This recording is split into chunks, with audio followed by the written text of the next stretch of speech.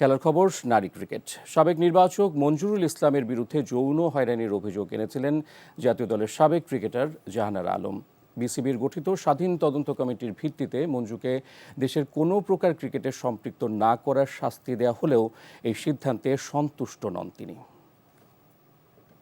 সে women's wing থেকে চলে যাওয়ার পরেও তার এই সহযোগী গ্রুপ, আমি যখন পরবর্তীতে আবার টিমে কামব্যাক করি, 6টা মাস আমাকে কন্টিনিউ এই টর্চার কন্টিনিউ করে এই সহযোগী গ্রুপ।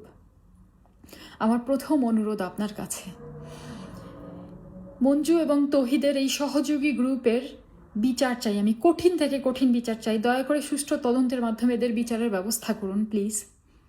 আমার মতো যেন আর কোনো জাহানারা সাফার না হয় ভবিষ্যতে।